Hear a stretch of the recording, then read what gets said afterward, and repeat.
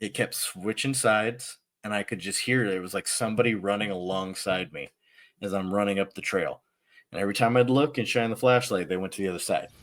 There's a force in all of us that science knows nothing about, the force of Welcome, fear. everyone, to Induced Fear. I'm your host, Oscar, and with me, I have Joshua Heyman, who has 11 years in the paranormal, if I can say that right. And we're going to talk about his beginnings, what he does in this world, which is ghost hunting, by the way, for everybody who wants to listen to that. And then how views have changed and some paranormal experiences that he would like to share. How's it going, man? And thank you for coming on. No worries, man. It's awesome to be here. I love being able to meet new people and continue to do like new interviews with different podcasters and just continue to like expand, in who I'm getting to work with. So I appreciate being invited. Yeah, of course, man. Like I said, like I told you before I hit record, is like as soon as I saw Ghost Hunter, I was like, oh, hell yeah. I'm definitely going to ask if he wants to be on the show. So, usually this is what I ask people when they first come on is what was their origin story when it came to the paranormal? What was that thing that dragged you into this world? So for me, it was a few things. As a child, I saw like a really odd. My brother, he gets a kick out of this story, and he actually did it as a like a co-host thing in our one of my first episodes that I did for my own podcast. Is he went through and questioned me and asked me all these questions, and when I was little, I was probably like 5 or 6, and I walked out into the hallway to go to the restroom. And the way our house was built is we had like this long hallway, and both of our like my bedroom door and my mom's bedroom door were on the hallway, and then at the end was the bathroom. So I walked out, and I turned, and there was just this thing floating. I was terrified, and I ran back into my room, and I stayed there all night. And in the morning, I told my mom like there's this thing in the hallway, and I used to draw a lot. Like even as a kid, I was always drawing. So I drew her out what I saw, and she's like, "Oh, well, it was probably just dust or something floating, you know." And a few years later, because I was born in '90, so we're talking like '95, '96, the second season of Pokemon came out, Johto League. The What I drew was an unknown letter I, so the one that's just the stick with the eyeball in the center. Uh-huh. And I ran like I saw the commercial come up, and I was like, I ran in my room, I got the picture, brought it back, and I'm like, Mom, like that's what I saw. She's like, Oh, you probably just saw that on a commercial or something. It was in your mind. I'm like, this. I'm like, I drew this picture months ago. I'm like, this just came out. Yeah. Like, I was freaking out. I was like, I didn't. It was the weirdest experience, and to this day I can't figure out how the hell that works, like how that happened or how that came to be. Yeah. But besides that, I also didn't sleep great. So I was like an insomniac as a kid. My mom and I were both always awake. We grew up with a TV in our room. So, in the 90s, the only things on TV were like the Girls Gone Wild infomercials and paranormal TV shows. Yeah. So, I'd sit there to watch the paranormal shows. So I'd watch like England's Most Haunted and all that stuff because they were the first ones to really like say, hey, you know what, like this is here, ghosts are here, they're real, and Yeah. like you can go get a degree in parapsychology out in England. Can't get that here. So I'd be up at night watching those shows, and I was always so like enthralled with it.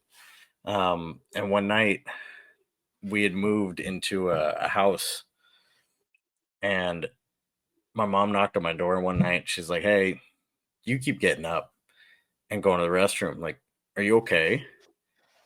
And I'm like, "No, you did." She's like, "No." And like, I've been in my room. Like, no, I've been in my room.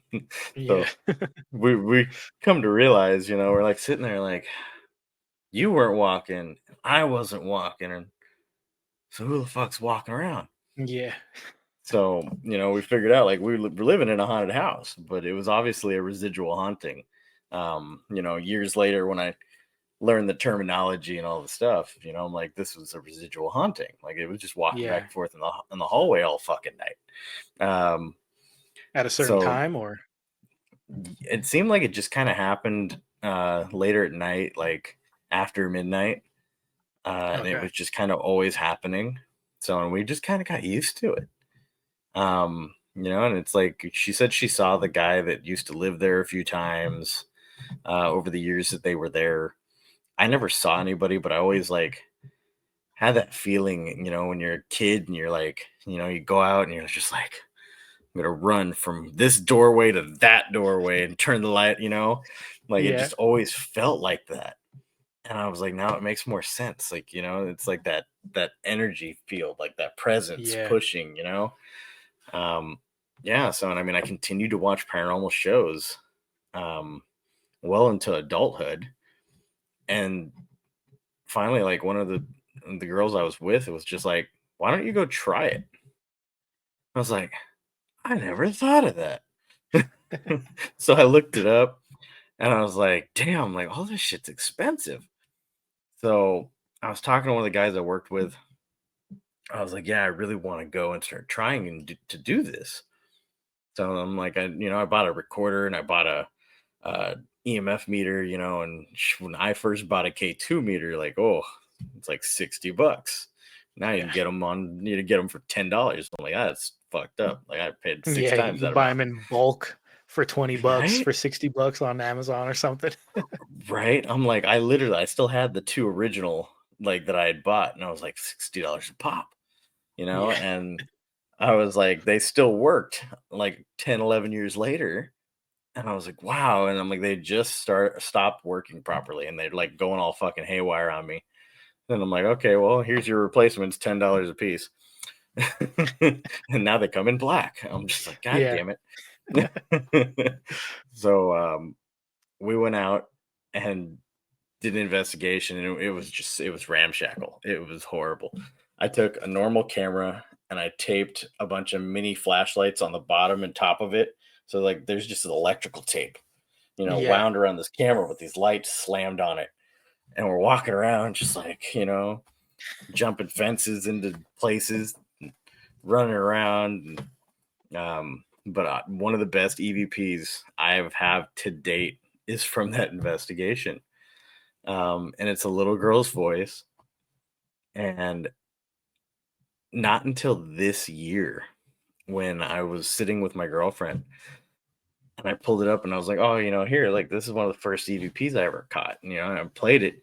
I'm like, I can't tell what it's saying. And so she sat there and she's listening to it. And she's like, it's in Spanish. Oh I'm shit. like, what? And I'm like, it gave me chills. I'm like, I've been trying to Yeah. figure out what this bitch has been saying for 10 years. Yeah.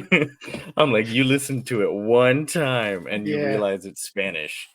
And it was something about like a sister's revenge, or like, like it was something along those lines. And I'm Yeah. just like, so it made me go dive deep into like trying to figure out why, where it came from, all the Yeah. little pathways. But yeah, that's pretty much my origin of getting into the paranormal field and like going ghost hunting. Yeah.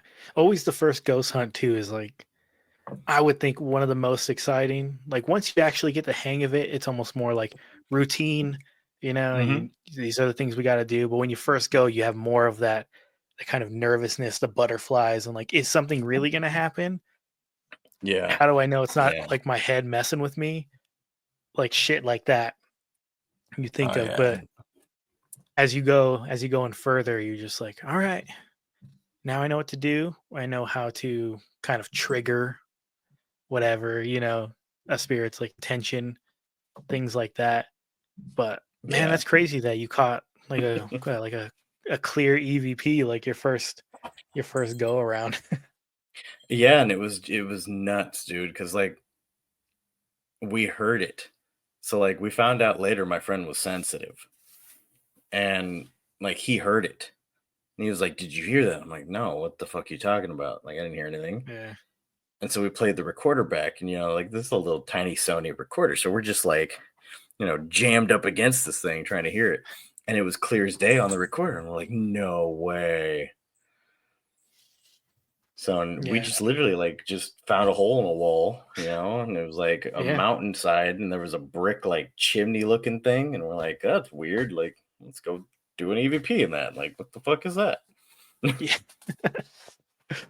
Yeah, it's pretty sweet though. I'm imagining, was it one of those like skinny silver ones that you had? No, it's actually a No? black one. And Okay. it's funny enough, they don't work anymore either. So they tripped out on me one of my last investigations and stopped recording properly, and they kept shutting themselves off. Oh, So always cool. and yeah, and I'm like, and they still do it. So I can't get them to work properly now.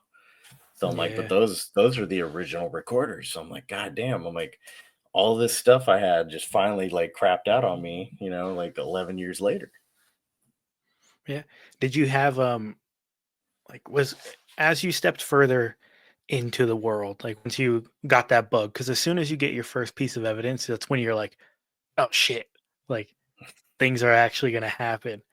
Mhm. And then as you get, because you when you're older and you now watch the TV shows, you're like, okay, they're playing it up, like all this Yeah, stuff. But yeah. like when you go out and do it yourself and then things actually happen, that lets you know, okay, maybe not all the time. I mean, they definitely ham it up for the TV shows, Oh, but yeah. but once you start getting EVPs or seeing apparitions or whatever, like those are what's going to hold you into the world. True, true. I mean, Yeah, because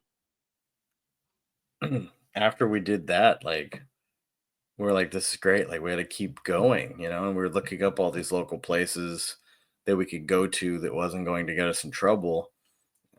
Joined a group for a little bit, ran with them for a while, bought some equipment off the guy, um, and then started our own group. And one day somebody had asked me, they're like, I heard you go ghost hunting. I was like, yeah, like I do it all the time. Sorry, that's the yeah. cat Oh, you're being a fine, man. I got complete a cat asleep in here right nutcase. now too. He always decides to be a complete spaz every time I'm on recording something. That's But if what I they lock do. him out, he'll yell. Yeah. Um, but and I was like, yeah, like I go ghost hunting, and they're like, oh my god, they're like, you guys should take people with you. Like you should take people to go ghost hunting and stuff. And I was like, that's interesting. And like for a little while we would do I called them tag along investigations. And we'd do like, come be a ghost hunter for a night, like, and I'd started at like a $10 ticket. Um Oh, cool.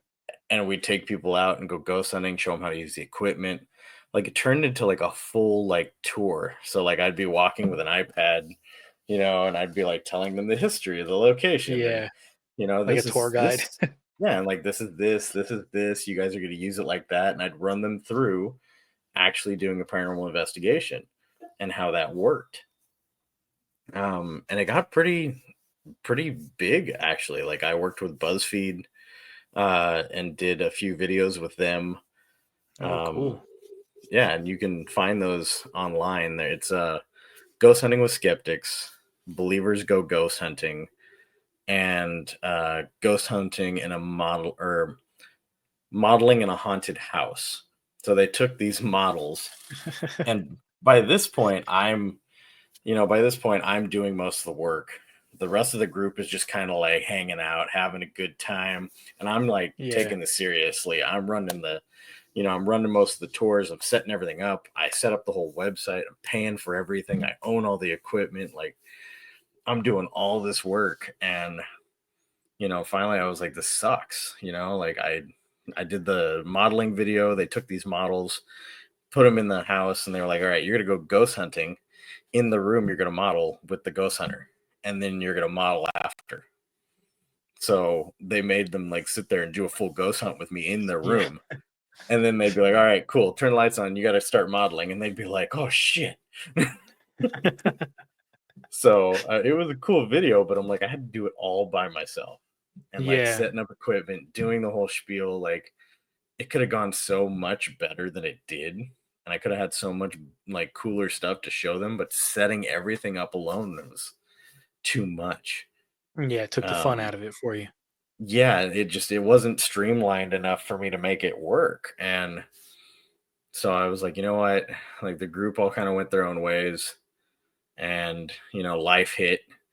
So I'm like, I just kind of stared at some of my equipment for a few years and just was like, damn, I'm like, I really want to go and do more. And it'd be like, get out, do an investigation here, do an investigation there, and just wasn't able to really get things started back up. And then this last like 2 years, I started like building back up and going back at it.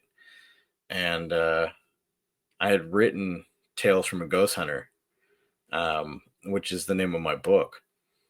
And it's just a compilation of like short stories, Yeah. of like things that I've actually experienced out in the paranormal field, and things that I've actually had happen that were like, this is notable enough for me to write it down. Yeah. And I was like, I got to start a group back up. I got to, get things back up and running now because I can. I got the resources for it. And I was like, what do I call it? And then I was just like, you know what? Fuck it. Like, I took the name of the book and I Yeah. slapped it on there. And I'm like, everything has just been Tales from a Ghost Hunter. So Yeah. Tales from a Ghost Hunter is now the podcast. It's the book. It's all of my social media. It is everything. It's just become like a brand labeling. Yeah. Um, That's what I was gonna say. and Branding, like branding. Yeah, and I love it. I love it. Yeah. It's been the coolest thing. And I have to say, like TikTok, Instagram, like all these media platforms, and I've grown quickly enough to the point where like I've met a lot of really cool people and I'm doing a lot of really cool stuff now. Yeah. Yeah. Definitely like again we said before hitting record, it's like, or even in the beginning of this recording, it creates all these connections with different people, even people who have different views on the same work that you do, and it Mm. just helps broaden everything, and it lets you get your name out there more too, which is super dope.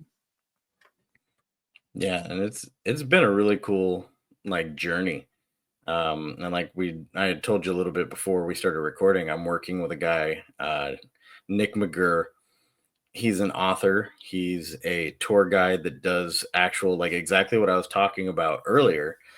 He does that for a living in Charleston, and he takes people ghost hunting like 5, 6 nights out of the week, every week, and does it for a living, and has really like broadened how the paranormal works, and is one of those investigators that, like myself, wants to push this into a science and away from pseudoscience. So, like, Yeah. he created his own scoring system to basically tell you how haunted your investigation was. So he could give his guests like that, like, oh, well, how haunted, because they always ask, like, how haunted was our investigation? How haunted was our night? And he's like, I fuck if I know, So he created a Yeah. scoring system. And I met him because I bought his book on the scoring system because he made it into a workbook guide that you can use for your own investigations.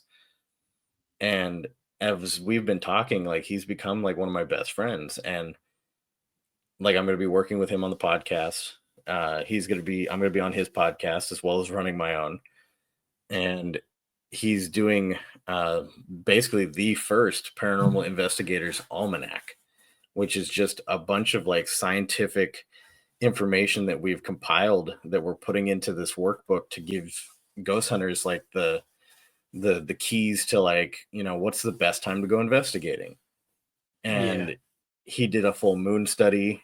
I have a whole UV light study that I've been working on and doing for a long time, and I talk about like ultraviolet light and how that compares to IR and how it interacts with EMF. And I even get to reference Barry Fitzgerald from Ghost Hunters International, as I did his episode of on my podcast is actually going to be December 1st, and I got to interview Oh, him and sweet. talk to him because he had stated the same thing, that he thought ultraviolet light was harmful to spirits.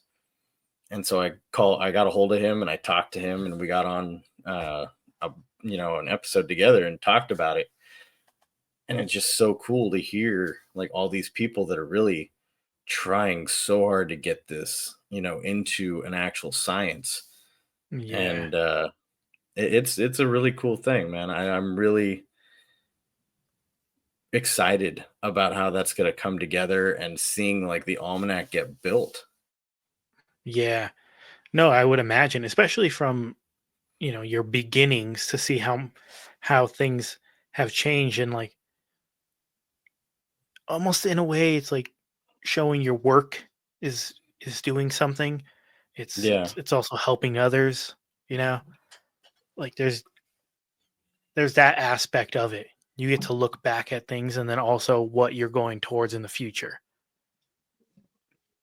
Yeah. So, I mean, I told Nick, I was laughing about it, and I'm like, sitting here writing this article, and I'm talking about electromagnetic radiation and ultraviolet light, and, things being, electrons being pulled away from, molecules and atoms, and talking about all this like science stuff. And I'm like, never felt so intelligent. Yeah. I'm like, Especially when you're talking about like ghosts and things like that. Things that is right? some type of esoteric subject for other people.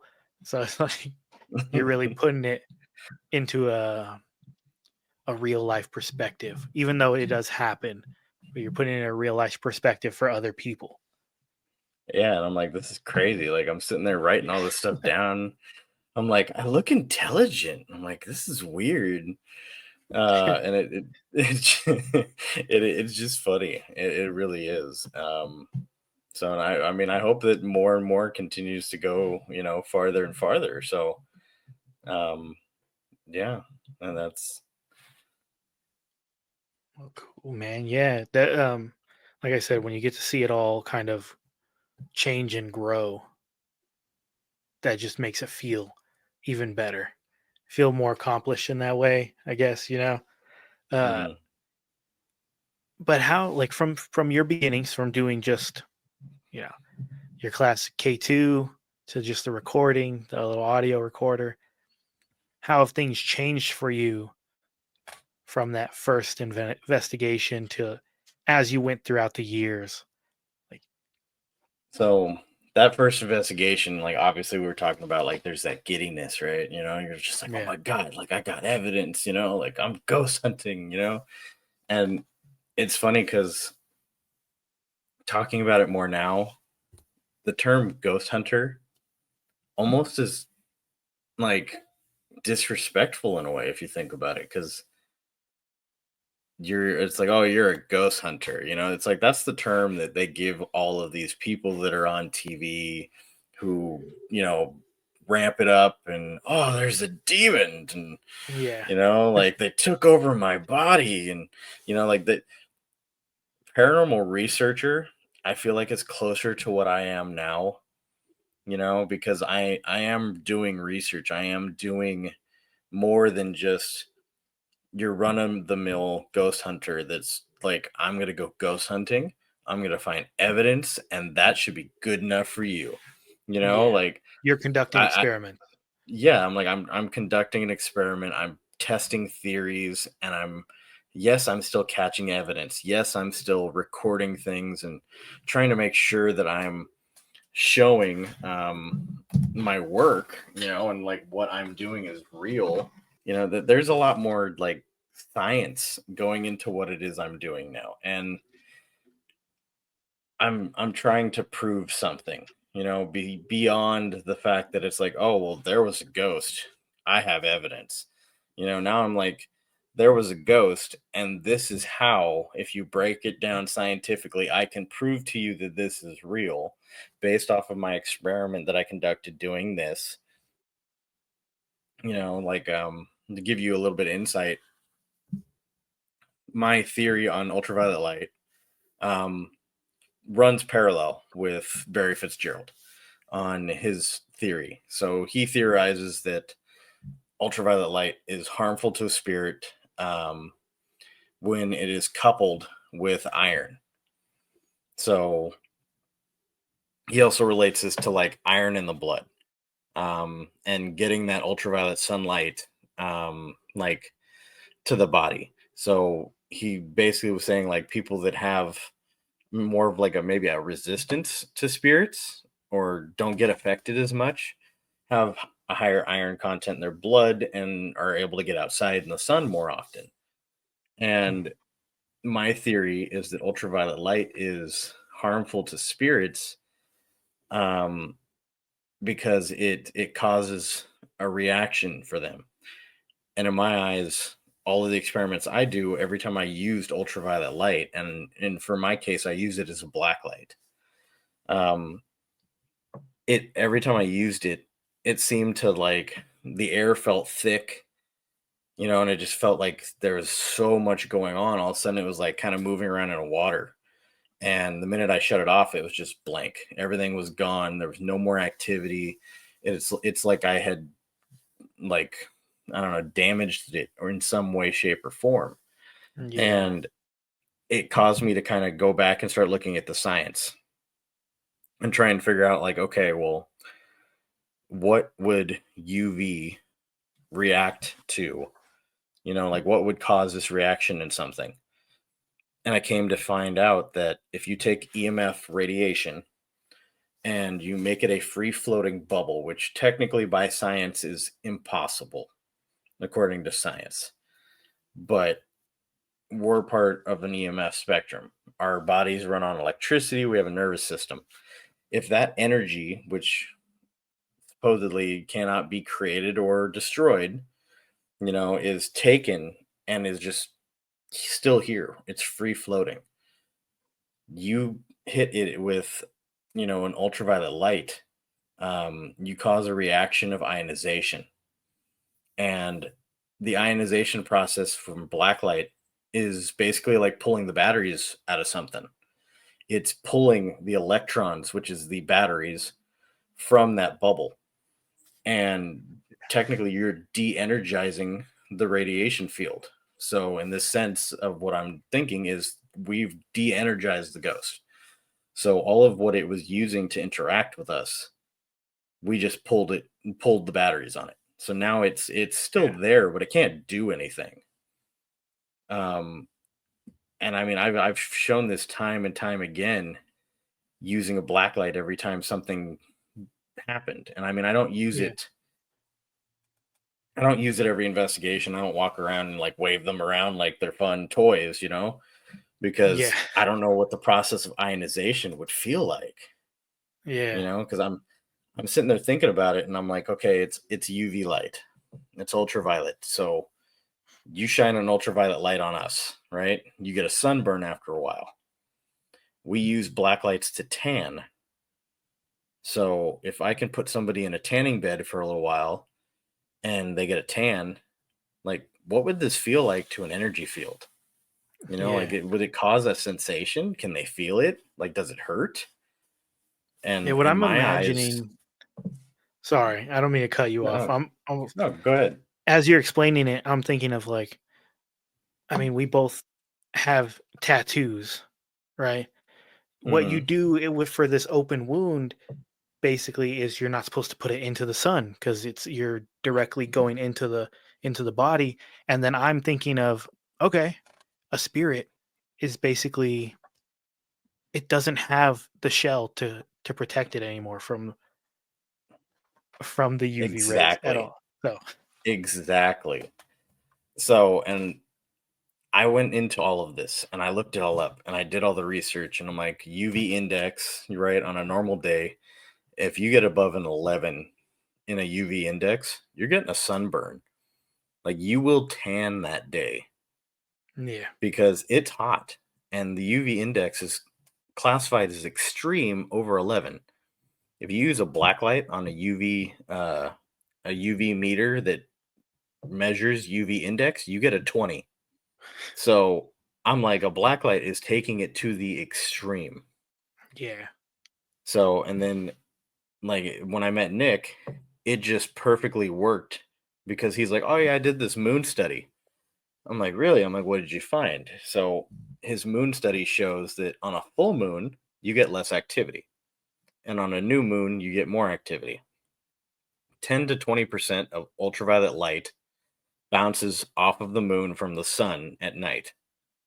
So if you have a full moon, you have that full 10 to 20% of the UV index that day bouncing off the moon. So I came up with the equation of how to calculate what your UV index is at night based off of moon percentage and his study.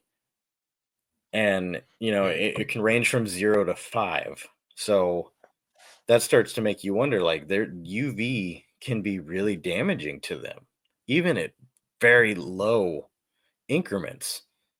So we're talking about a UV index of 5, which is like an overcast day. Like that's a very like that's a full moon. A full moon gives Yeah. out enough light to affect them to the point of getting less activity during an investigation. Yeah. Well, especially on the days where it's darker longer, like in this time where it's darker longer. So you have those moments where you really get a lot of the moon. It's like sun and then a long time of the moon. There's no real break Yeah. So I'm for like, this them. is why like you don't see a lot of activity happening outside, and you don't get a lot of stuff during the day. And if you do, you're getting it inside. Like you're getting it within four walls most of the time. So Yeah. it's like there's a lot that starts to make sense as we continue to look deeper into this. And like I explain a lot of this in my articles that I'm putting in the almanac, and I explain a lot more on top of that because there's so much that goes into this. I mean, there's studies that other people have done. There's a study that a college did where they looked into what dogs and cats can see, and the fact that they can see farther into the EM spectrum than we can because visible light is part of the EM spectrum.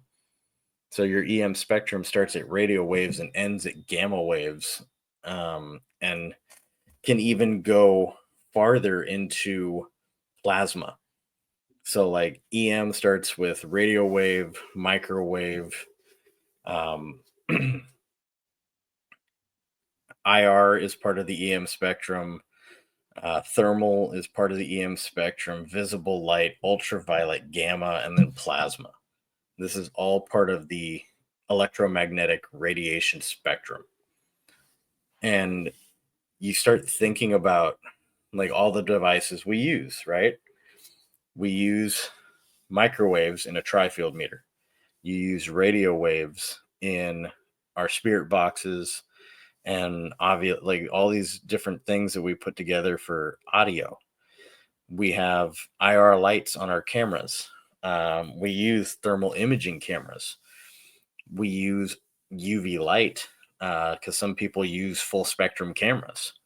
And like part of what started me on this journey is I was looking up cameras and I found that full spectrum is a better version of night vision, but a lot of groups all used IR. And like I noticed, like, okay, you got ghost hunters, right? In the 2000s, I'm watching TV, I'm a little kid, and I'm all like, yeah, and everything's in black and white. So I'm like, why is it all in black and white? So I looked it up. IR camera shows black and white. Ultraviolet usually has some tint of color, brown, green, something, purple. So I'm like, okay, why don't they use full spectrum? It looks better. It's stronger. You need less. Nobody used it because everybody's like, I'm not getting any evidence. Nothing happens on my camera and when it's a UV light full spectrum, so I just don't use it. And that's where they let it fall off. That's where they all decided to just be like, doesn't work as good. Yeah. It's like, why? Why doesn't it work as good? Why didn't you look at this? Why didn't you think about it? So, that's where like I started digging in farther. And that's, like where this is all like spiraled into my little insanity of trying to prove what a ghost is made out of. Yeah. No, it's super interesting. As you're explaining it, I'm like, well, no, yeah, that does make sense. I've I've never heard anybody explain in that sense. Like you would always hear the things of, oh, it's a full moon, things are going to be a little crazier or Right. whatever. Right. And But that works for your average individual, your people. yeah, People go crazy with a full moon. yeah, But that's because there's more light, right? There's more like push and pull of the waves, and they've proved that as well, that affects brain activity. Like a full yeah, moon affects brain activity like it affects the waves.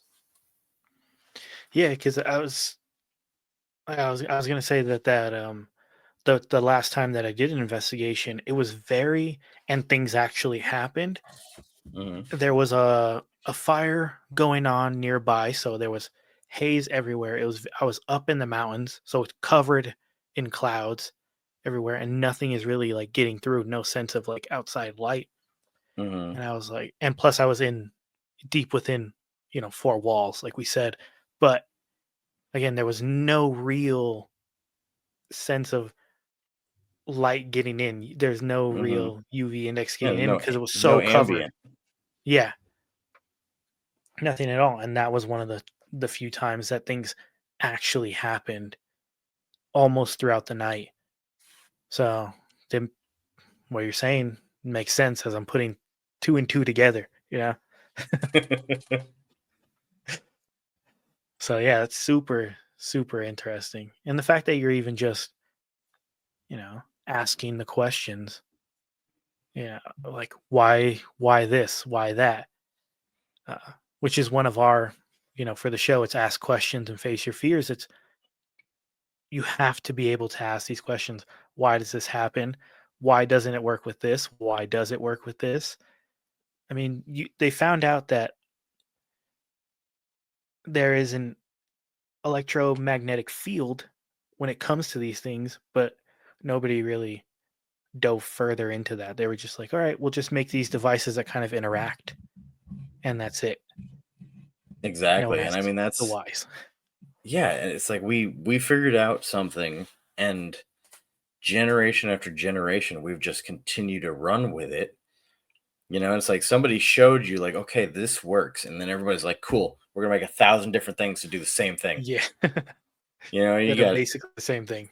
right, an EMF meter, ghost meter. There's the yes no thing. It runs on EMF. They have there's like 1,000 different The devices, and REM they pods, all run.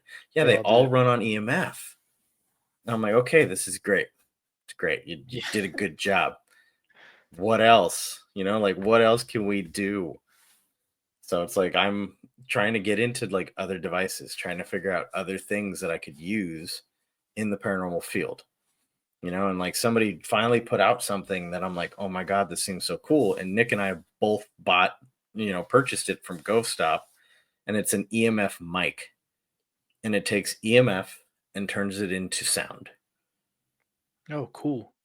And I'm like, okay, this is really cool because if you energize an area, right, you take the ionization process and you reverse it, and you put electrons back out into that field, into that area, and then you use this, right? You might actually get words. We might actually be able to take this and use it to get actual answers and words back. Like actually record the voice of the ghost and not Yeah, just pretend that we're like, okay, well, there's a percentage of a chance that we might be able to get it through the spirit box. And this is where yeah, Nick gets into it, because he does so many investigations with these people doing the tours, that he's actually worked it out to how accurate a device is. So he gives us percentages when we talk on different things. He's like, oh well, you have a 60% chance of getting an accurate word at this level of sweep rate and this level of sweep rate, and he has all the so much data that he's actually able to compile it into a percentage, and it's awesome to see. Like, okay, cool. Like I yeah, know 6 out of 10 times, like this actually might work right. So it's cool to finally get to a point where it's like I feel like I'm bouncing back and forth with somebody where we're able to concoct like version of like what actually might be happening and push this Yeah, into an you're like actual science. you're melding your guys' ideas and thought Yeah. processes together to actually lead towards something to create something. I wish I had that little EMF, the thing that you just ordered, the EMF EV. What would It's you say? EMF it's an EMF recorder? recorder. So, and I mean, it's technically not an EMF recorder. It's like an EMF converter, Yeah, but it is what it is. Like that's yeah, what they called it. yeah, yeah. Because I had a moment where it was one of the first investigations that I took my fiance to, um, and there was a moment we were closing out, and there was a little crawl space that I left a camera running, and the spirit box just running by itself. As I'm closing out and I'm loading up cameras, other devices, things like that, it sounds like the spirit box is just going crazy, talking a lot. Like, and I'm like, oh, it's either picking up radio really good or there are voices coming through.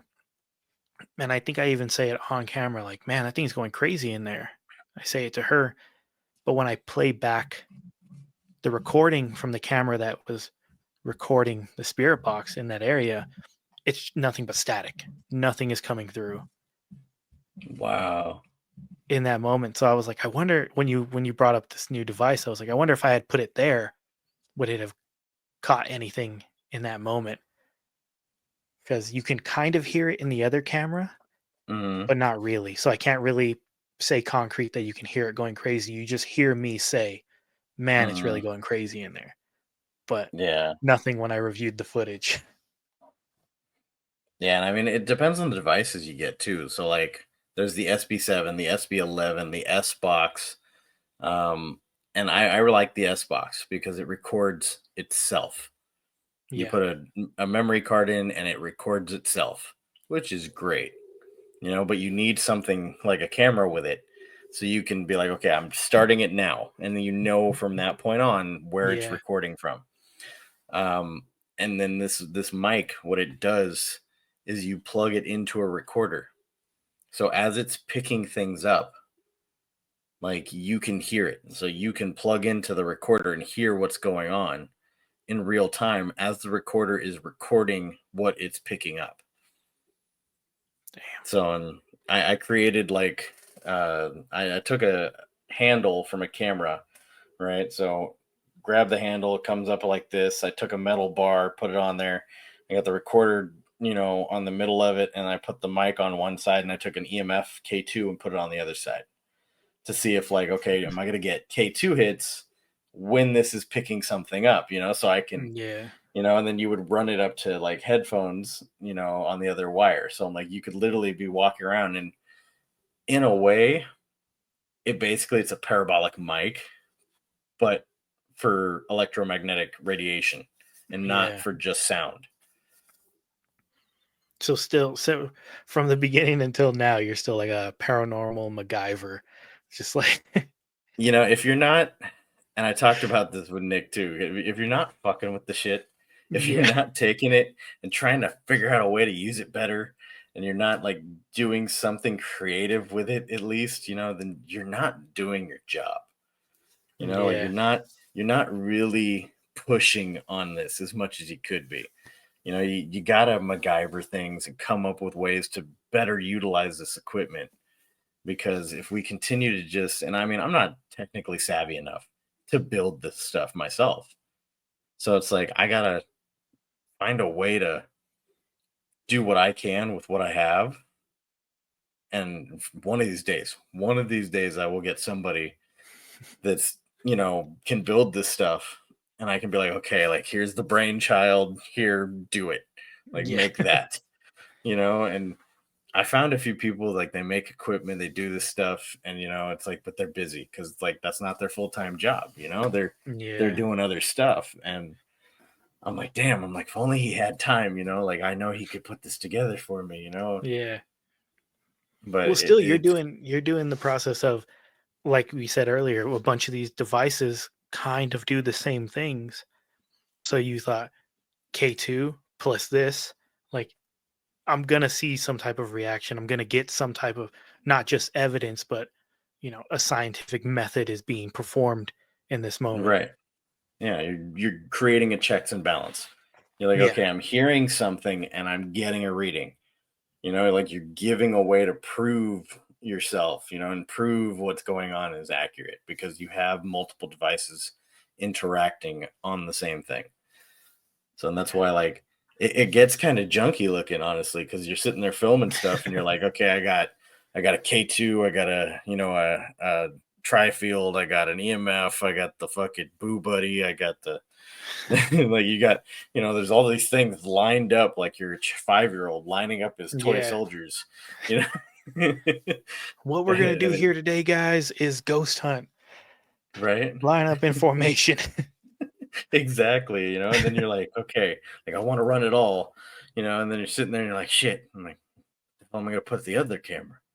Because you just Yeah, lined up everything you got. Like, and that's another part I don't think people get is this is expensive. yeah. Like this is not cheap. No, it all costs money. I Yeah. remember taking people out and they're like, is there anything I can do? And I was like, nope, I'm getting all the equipment, I'm providing the cameras, da da da da. You know, Hmm. Yeah, just just come don't break along. it. Yeah, don't break anything, please. Right? It's like you just Thankfully, scratched a hundred thankfully, dollar device. yeah, thankfully doing this and meeting with new people, there are some people who are like, "Oh, I have a spirit box, the S box. That's how I got an S box for free from a friend Oh, that's just cool. because we're in the same, we did the same things and that's another good thing when it comes to connecting with people is they're like, "Oh yeah, I don't use this device anymore. I'll be happy to send it your way or whatever." Yeah. Um, but I think another thing that people would like to know, because I am very interested in this science aspect of all of this. I mean, as you're saying things, I'm like, this is popping into my head. This is popping into my head. Um, but what have been some of the experiences you've had when conducting some of these experiments that you done? Even before you started conducting experiments, I mean, you ended up getting a clear EVP. Did it just continue to kind of snowball into a crazier experience after another, or were there? I mean, when it comes to ghost hunting, obviously there are lulls between Right. them, but Oh yeah. No, um, I always told people, they're like, well, what do you do when you're ghost hunting? And I'm like, I sit in the dark and I talk to myself, yep, because that's what it looks like. And I always tell everybody, I'm like, what you get to see on TV is 1 hour from 4 or 5 different cameras, and you're literally looking at like 40 hours of footage shoved into an hour. And that's why it's entertaining. That's why there's something going on every 5 seconds because they shoved 40 hours into an hour, So it's like, imagine being that person sitting there for 8 hours holding these devices, waiting for something. But yeah, when you get something going on sometimes in the paranormal field, it hits hard. And there's a lot going on. I mean, and like I said, I wrote all of this stuff into the book that I have of the short stories on Amazon. Um, to plug myself a little bit. So, like I said, this shit's plug away, expensive. man. Yeah, um, like one of the biggest stories I have on there, and I mean, I go into a lot more detail in the book. Um, and it's called the short story is called Canyon Run for the story I'm going to tell you. So we did an investigation and we did like a paracon. So there was like a paracon that we got invited to, and we had a booth and we sold tickets, right? And so we had a pretty big group of people. And I was like, all right, I'm like, this is why there's four of us, in the group. I'm like, you two take this, group of people, and I'll take, this group of people with another investigator, and I'm like, okay, you're like, I'm sitting there telling my friend, I'm like, you're the co-founder. Like, you got this. You can do this. Like, take them up there, go ghost hunting. Like, you got this, because he's like way more sensitive and like shit fucked with him a lot. And like it sucked to see, because but it was yeah, funny as shit. because it's like it was just funny, and just like, oh, stop that, and we're like, all right, Yeah. stop playing with yourself, you're fine, and like because I can't understand what's happening, it just seems funny. Yeah. Um, so they take a group and they go up the mountain because we're out on like a camp, like it's like a road. So off of this like windy road, there's a hiking trail, and a group took us there prior and told us like, oh well, the story behind the location is that like there's Indians were in the area, and Americans came in and were like, well, there's gold in the mountains, and they killed everybody off so they could go gold mining. I'm like, okay, that sucks, you know, but it's the story for the area, right? Whatever. And then obviously it's a canyon, so you got people doing canyon runs, car accidents. There was a ghost bike tied up there once or twice, like so. It's like there's a lot of stuff happening here. So we're on the lower part of the trail. He went up higher up into the trail where it's good like 10-15 minutes right up into the like walking up into this trail. And we got the walkie talkies and I'm doing my spiel and I'm telling him like, okay, like you have an EMF, this is what it does, blah, blah, blah, blah, blah, blah. And all of a sudden he comes through on the walkie and he's like, I need you up here right now. And I'm just like, so I'm like, what's going on? I need you, Rabbit. It's just like screaming, it's like the cartoon where there's the little lines coming up out of the thing, and you're just like, oh, Yeah. all right. So I'm like, all right, fine. So I give the walkie to my other investigator, right? And I'm like, I'll be right back. Like, you keep running everything going. I'm gonna go check on them. So like, and I'm the paranormal badass, right? I'm the one that's like, I don't care. I run around in the dark. I don't need my Yeah. flashlights and shit right now. Like, nothing ever touches me, nothing ever messes with me. So I'm like, I'm the paranormal shield.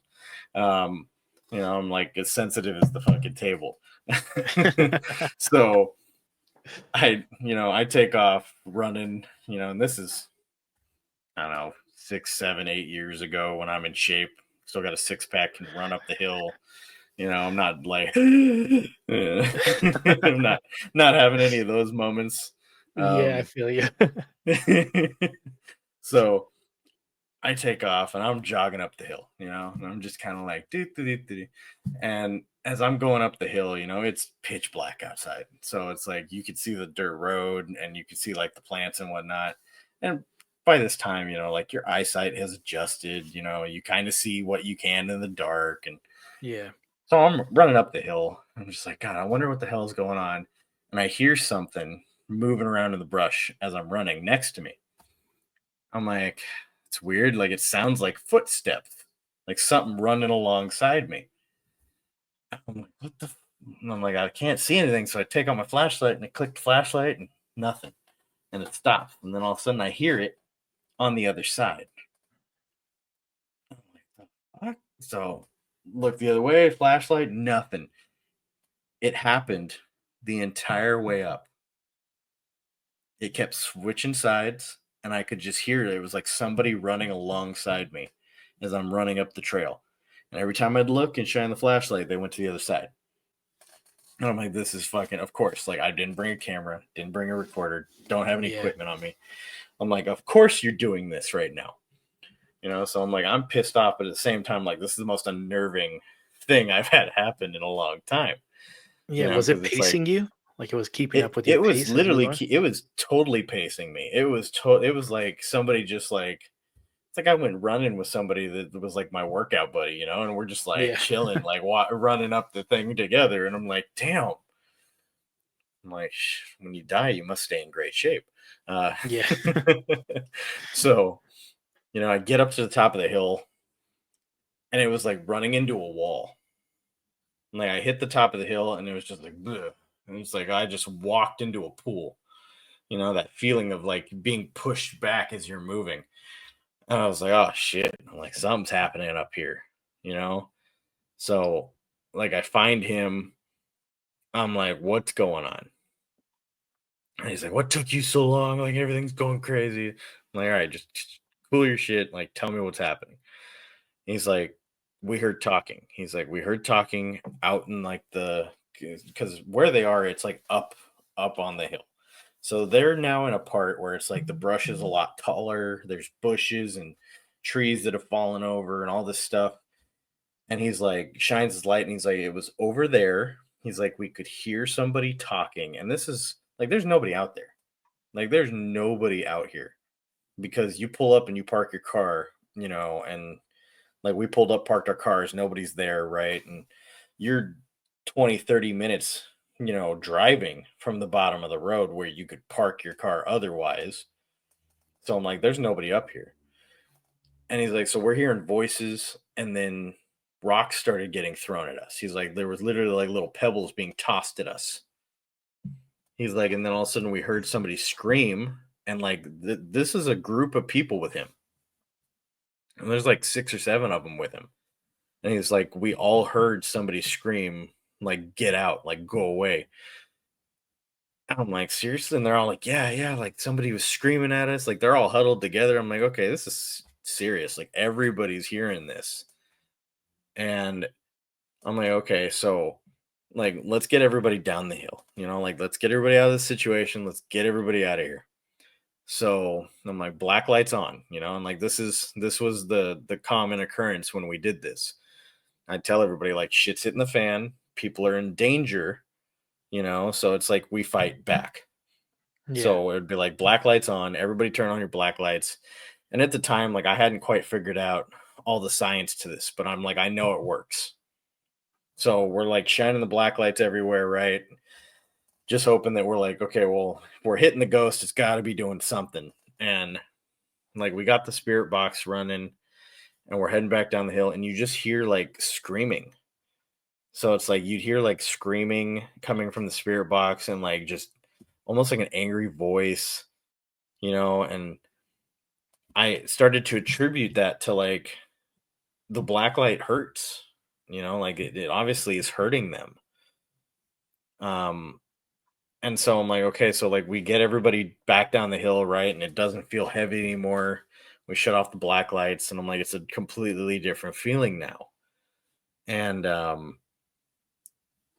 it at the exact same spot on a different investigation, we actually had an investigator scratched. Oh So like shit. we were up in the same area, and like we had a female investigator scratched. And she was like shirt, undershirt, jacket. And she's like, my chest burns. And she like pulls all these layers back, and there's just a full scratch, like one just full on scratch. And so I'm like, all right, it was just another one of those scenarios where like, okay, black lights on, Yeah. like things are going crazy. And every time we did that, it was like activity was up here, and the minute we shut them off, it was down here. It was like we turned the switch every single time. And it's like for the Yeah. rest of the night, we got no activity in that area. It was like we just killed it completely. No pun intended. Uh, Yeah. but it was, and it's like I've had quite a few experiences like that. And that was probably one of my most active areas. It was just a random hiking trail that we had like this, like, account from an account from an account that was online, where we found like this story of the supposed, gold miners that killed people.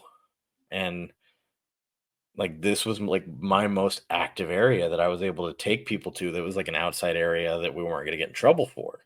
Yeah. And I mean, I'd have to say there's probably 3 or 4 stories in the book from that location. Wow. So definitely a super active area. It I mean, definitely, and it was different because I mean, like the upper side of it was much more violent, yeah. and I mean, the especially from lower half. yeah, especially with how you're saying that once you made it up there, it Mhm, felt like you just hit a wall. Like almost like you had to trudge through whatever energy was there. exactly. Yeah. So I That's mean, the lower half of that trail was closer to the road, and I saw a full bodied apparition at one point down there, and like I saw like a girl in a Letterman jacket. And we just like we were in one of the little because you would like you walk the trail.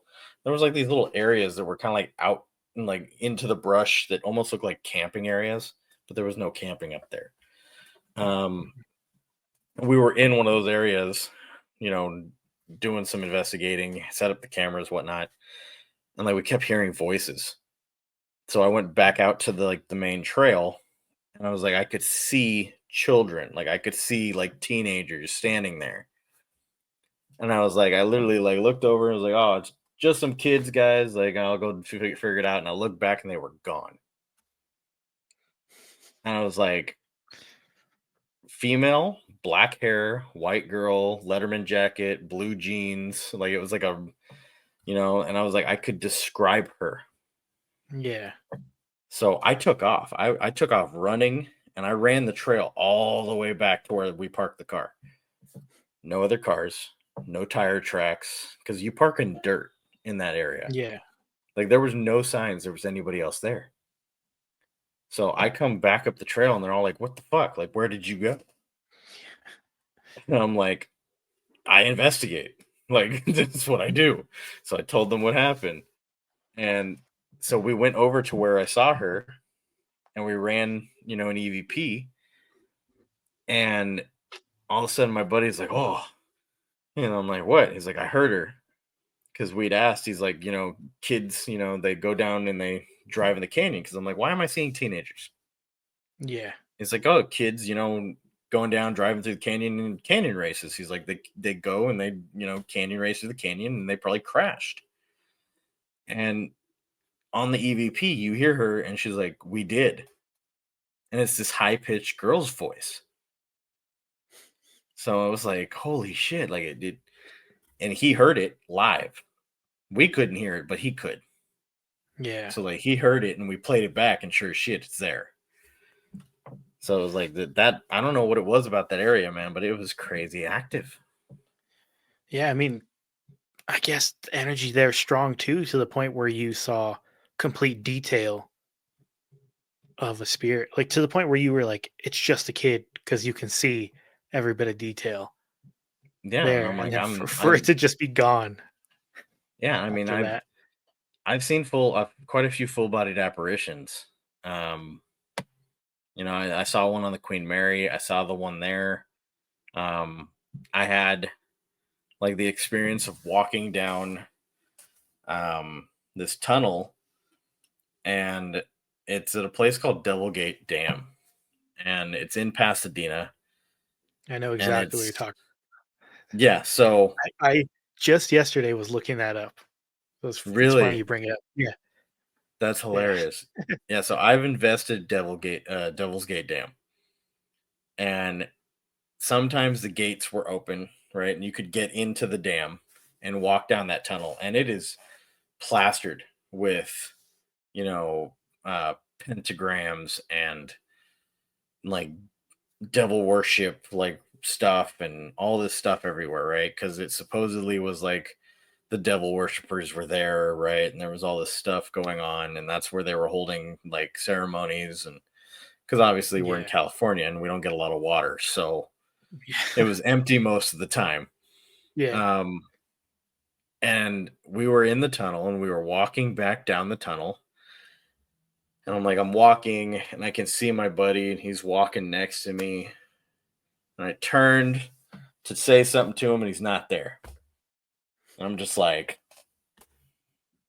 I take my flashlight and I turn around and I shine it back and he's like 10 feet behind me with the other people in the group. I'm like, how did you get back there? He's like, I've been back here the whole time. I'm like, who the hell was walking next to me? And he legitimately, he's like, well, I thought, so and so was walking next to you. And so I'm like, okay, so I thought I saw somebody and they thought they saw somebody Yeah. walking with me. And he's like, well, so and so was walking with you. And the dude's like, I'm back here, I'm behind you. And I'm like, how the so and it's like that was again like another weird scenario where it's like, okay, that's crazy, and it's like Yeah. I got growling from that tunnel. We'd Always gone, cool to get growling from a supposed devil worshipping location. dude, it was intense. Like, it was Yeah. so loud. I was literally like, I had, because I was the athletic one, so like it had rained for once, and I was like, fuck, this might mess up our investigation. So like we go out there and there's a puddle, right? And there's like the one little mound of land you can get to. So like I jumped over and jumped onto the mound, and then I jumped from there over to the gate. And like the gate's chained shut and they've locked it up again. I'm like, I'm like, we can't get in. I'm like, there's not a lot of water in there, but we can't get in. Yeah. And I'm like trying to jump back over to the mound and like do my hopscotch back, and you just hear this, and it's like comes right out of the tunnel. I'm like, these bars, like they're all like this far apart. Like there's nothing that makes that kind of noise got in through those bars and was in there doing that shit. I'm like sitting there with my flashlight trying to shine it in there as deep as I can get it, and like there's nothing in there. Like what the hell's making that noise? Yeah. And it Plus, freaked in that area, everybody. you're gonna get either coyote, I don't know, your random mountain lion maybe, but they don't even sound as close to a growl. It sounds like a cat or like a Yeah, woman screaming sometimes. yeah. So I'm like, this Yeah. is fucking trippy. And there's a lot, and I'm sure you found it while you were looking it up. There's a lot of stuff in that area. It's not just the devil worship. There's kids that have gone missing. Yeah. There's I was just adults gonna that have say that. gone Yeah. missing. Like there's a lot of stuff in that area. And there's like, and it's a hard area to go to too, because you got to go down into that area to hike it. And obviously, like they close off the hiking area right during the night. And one of the other ways in is you go and you park in this cul-de-sac and you walk in there, and there's Yeah. neighborhood watch. So they call the police on you like that because privileged Californians. Yeah. uh, yeah, but But I got, there's a lot of stories. oh, yeah, man. It sounds like it, especially 11 years is gonna get you that, man. Get you a good handful of stories. Yeah. Yeah. Two handfuls I think, of stories. and I think I put a good, I think it's up to 7 short stories I have in the book currently. Okay. Cool. Yeah. Just from you saying from that location you were talking about before that you have like multiple stories just from there. I mean, simply from you sharing the fact of when you were running to go meet up with a friend that was having trouble in an area, you're hearing shit running on the side of you. And then as soon as you get there, more things happen. And then you also have Mhm. the incident of seeing the girl there. So I can only imagine what more you've experienced, just let alone in that area with how strong that apparition was the sound of somebody running. It's those things are incredible when those things like that happen, especially full bodied apparition. But being able to hear a sound audibly is crazy because I don't think most people are just going to catch it on Yeah, a no, record. AVPs are way more rare than an EVP. I mean, Yeah, and you have your different levels of EVP. So it's like a class A EVP is like gold, and getting an AVP is like finding a fucking diamond. yeah, yeah. No, those moments are especially when multiple people hear it. That's when you know it's golden. Yeah. I remember having one of those moments where everybody heard a "stay here," and then I was like, "Did it just say stay here?" And everybody's like, "It said stay here. It's saying stay here." Like Mhm. that's where you're like, "All right, locking that one in."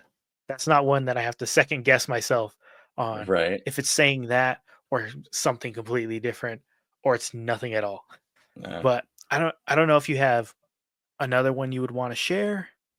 I know you can also just plug the book again if you would want to for more people to just uh, get that I as mean, well. yeah, I, like I always tell everybody, if you look up Tales from a Ghost Hunter on pretty much anything, you're gonna find me.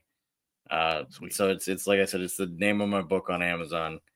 It's basically the name of everything. Like it's the YouTube channel, it's the podcast, it's the Instagram, it's the TikTok, it's like it is everything. It's the buy me a coffee, it's the Patreon, like it is all of it. Yeah, and it like I'm trying to find more and more time to put stuff up and make all of that like to where it's a cool little like, oh, like I went on Patreon and he's got a lot of really cool shit to go through, and like I'm trying to load those things up so that there's cool stuff for everybody to look at. Um, Yeah. I really wish that audio sometimes would convert better, when we put it up into a media, Yeah. because like I got some really cool EVPs that just don't translate in media. I do have one really cool one I got from the last investigation. We went to Vulture City, Arizona. Oh, sweet. Yeah, so that it's a whole ghost town, dude. And of course, it's another one of those locations. Like you walk in, they're like, "Oh, well, ghost adventures found," and I was like, "Oh." Yeah. So I was like, "All right," and it's like obviously like we pay to get in. You got to donate in to get to the space, and Yeah. it's not again. It's everything's expensive, in the paranormal field. Yeah. So I'm like, okay, so we got, I'm walking up and like I'm pretty much a solo act at this point. Like I've just gotten to the point of like I work alone and I pick up people, like, Yeah. you're a group in the area, cool. I'm gonna like let's go ghost hunting, like I just bring me to them, and Yeah. so like my buddy and his kid, like we go out and we investigate it out there, and like they're sitting in the room. It's the brothel building, and like I was like, ah, shit, I gotta go get because they fucked with my cameras all night. So like all the SD cards all of a sudden were full, and Uh, all the batteries were dying, and I was just like at a point where I'm like, what, motherfuckers, like yeah.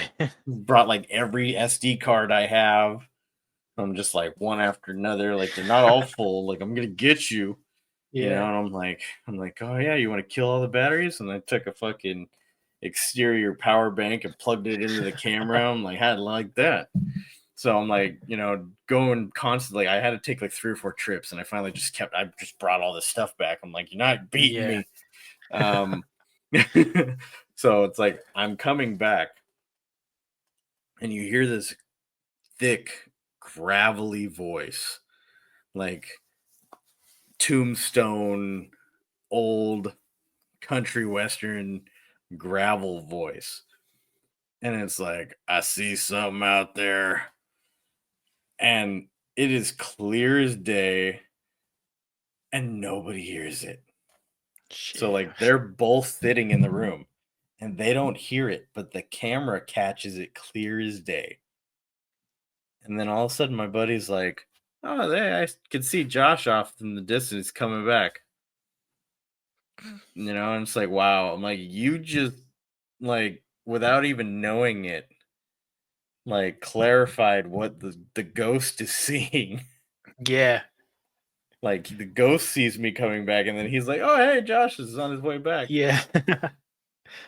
Like a beautiful synchronicity in that moment. Like, It was perfect. It was yeah. absolutely perfect. And I'm like, it was so crazy because, like, we actually got quite a bit of stuff in the brothel.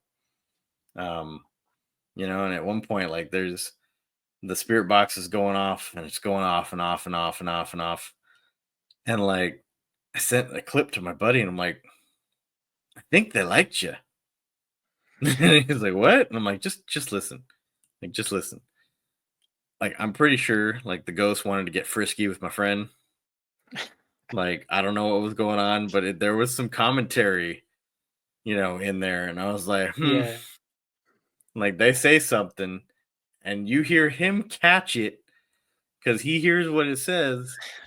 and like his son's like, huh, I think it said this. And he's like, yeah, yeah, I think it said that too. He's like, that's definitely what it said, you know. And we're just like laughing about it, but there was so much that happened. Like it started talking back and forth at one point, and the lady in charge of the building at the brothel at the time was Hispanic, so like we had some stuff come through in Spanish, and it's like out of the three of us, I'm the one that speaks the most Spanish. Yeah. So I'm like, that's still Spanglish, Yeah. at best. And I'm like trying to do my best. I'm like, God damn it. And like I haven't learned enough. I'm like, the app hasn't taught me that word yet. Uh so it's just like this process of going back and forth. So like when I got home, I'm sitting there listening to it. I'm like, nah, that's Spanish. That's Spanish. And I'm like writing them all down, like this is this timestamp, this timestamp. And I told my Yeah. girlfriend, I'm like, I need you. I'm like, I need you to sit here and listen to these and tell me what they say. Like I need translations. Yeah. So she was like, all right, all right. So like she translates a bunch of them for me. And I'm like, I think these said this. I'm like, but I want you to, make sure my translation's right. So it was some weird things that happened. And like there were some like random numbers that came up, and then it's like so then you take like how I said Nick has like percentages, right? Yeah. And I'm like, I start applying his percentage to what I find. And I'm like, it does like it's pretty accurate. So it's like I was running it at one of the faster skipping, sweep rates. And the faster the sweep rate, the more accurate your material is because it's, Yeah. harder for words to come through. Yeah, Because, that's what I always explain to people because it's like by the time if it said something that was 2 syllables, it has gone through this many stations. channels, Like there's no way, right? yeah. Like there's no way Yes. it's gonna be one single station that created this 2 syllable word or whatever. Yeah. So I'm like, there was some really crazy stuff that would come through. And it's like at one point we're talking, and I'm like, I think it was like something Maria, the lady in charge. I'm like, is she here? And they were like, yeah. And I'm like, well, where's she at? And like in back. And I was like, oh shit. I'm like, no way. And I'm like sitting there looking back, because like of course Yeah, of in back is a room that's chained off and you're not supposed to go in there. course, yeah. So I'm like, I got a camera pointed that way, and I'm like, hey. So That's funny. Like it it's crazy to have like a conversation. Like it's just a back and forth answering exactly intelligently, like answering what you were asking. yeah, and there's so much of it, man. There's and that's like another like that's I have to say out of everything in the paranormal field, that's the bane of it for me is going back through all the evidence Yeah. because like you say it to people when you explain how a TV show works, right? But then like you also got to remember like they've got a team of people doing this. Yep. I ran 3 to 4 cameras that night. We were there for 4 hours, almost 5. I've got 20 hours of footage plus all the audio from those devices that you obviously most of the time would go back through separately. Yeah. And then whatever audio recorders I was running, which was like 2 to 3. So that's another 15 hours of audio. And then any other devices that record separately, that record something, on their own. So I'm looking at like 30 to 40 hours worth of work. I'm looking at a work week and stuff I have to go through. And then you have Yeah. to add in the time that it's like, okay, well, there's something I got to write it down or I'm going to edit and cut it out right then and there, and Yeah. put it to the side, and it's like you're looking at easily 2 work weeks, like worth of stuff for your average individual that I'm doing around my normal job because Yeah. this don't pay the bills yet. Like it will Yeah. eventually. I'm confident that I'm going to get there because I don't want to not get there. You Yeah. know, but it's like I'm doing this around being a normal person. So it's like there's a lot of work and it's exhausting. Yeah. And I'm Because you an want to make sure that active you're mentally there, and sometimes after a work day, it's just like your brain is cooked, and yeah, you can't really give that focus to sit there and pay attention and listen or watch carefully what you're doing. And no, yeah. I get it, man. Yeah, it's exhausting and it's like it's hard to explain to people why it takes so long to go through it all. Like I used to tell everybody like it's a 2 hour turnaround. I would take people on an investigation. It'd be a 2 hour investigation. And you'd be like, all right, like that's your ghost hunt for the night. We'd have like two cameras running and some audio recorders. And it'd be like, okay, I'm gonna cut all this up. I'm going to go through all the evidence, and it'll be a YouTube video in 2 weeks. And they'd be like, oh, it's 2 weeks is a long time. I'm like, look, like I got to do this around a normal job. I got Yeah. 4 hours of footage and like 8 hours of audio. I'm like, and I gotta then cut it up and turn it into something that's kind of entertaining. Yeah. Because it's like I can't sit there and put the spooky goose ghost in the background. And I'm not gonna Yeah. You put can't the leave scary. in those long bits of like where nothing is really happening, Yeah, or yeah. I'm like, it especially for when you're creating content yeah, nowadays, because of TikTok, everything has to be kind of yeah, rapid fire. yeah. So I'm like, if I put up a fucking 4 hour video and just be like, here, look at this. Like, you're Yeah. gonna be bored out of your mind, and you're gonna be staring at yourself. You're still gonna be bored. Yeah. So it's like it's like there's only so much you can do. Yeah. Um, I get you. yeah, yeah. If I could get Oh, somebody to just do evidence, I'd be good. yeah. Well, because I'd you be would see in famous the by now. shows, yeah, in the shows they had like you said, there was somebody watching and listening as they were investigating. Then after everything, they would also have a full team going over every Mhm. bit of everything, and then confirm it with each other. But when it's one person doing it, it's a lot. Yeah, yeah. Because I mean, you look at the episodes of Ghost Hunters, and you go Yeah. back and you look at it, and it's like, okay, like they had a truck, right? They had a van, they had all the equipment, they shove it back in the van, put it up all nice and neat, right? And then the next day they'd be like, all right, we're gonna go through the evidence. And there'd be like four or five of them all lined up in a row with computers and headphones. And Yeah. like, it's like there's four or five of them. So it's like they're breaking it down to where there's one per camera at that point. Yeah. So it's like they can get through it in 10 to 12 hours. Like that would take me 6 weeks. Yeah. No, I get you, man.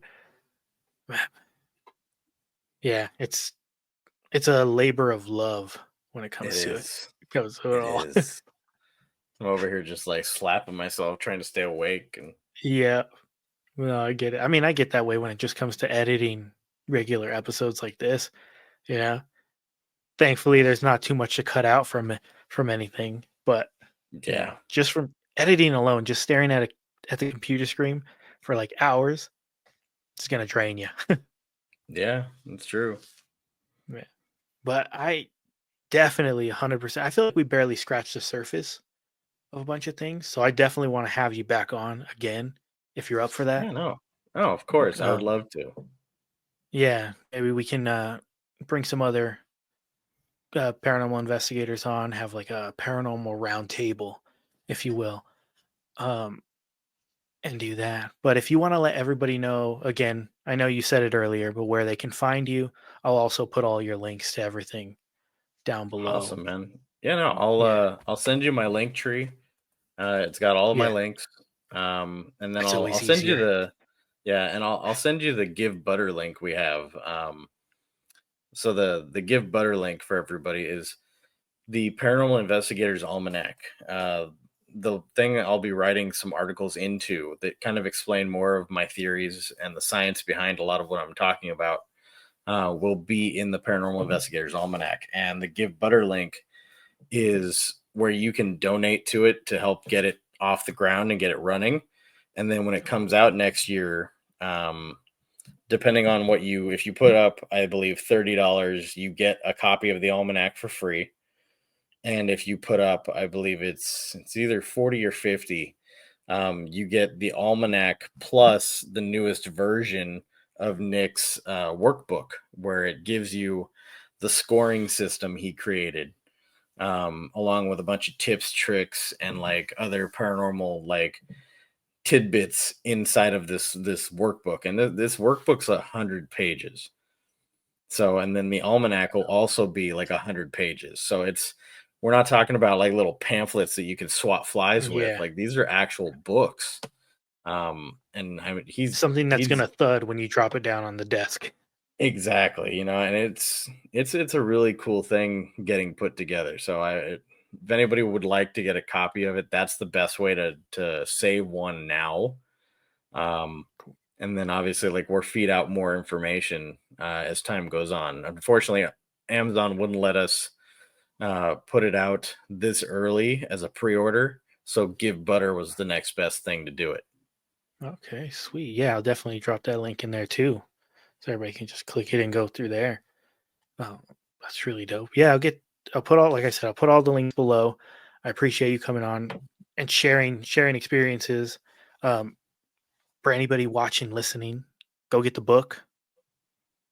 Yeah, you can get more. Uh, but when it comes to talking with other people who are in this world, it's always great to get that other perspective, because the things that you brought in today definitely different than the things that I've heard before.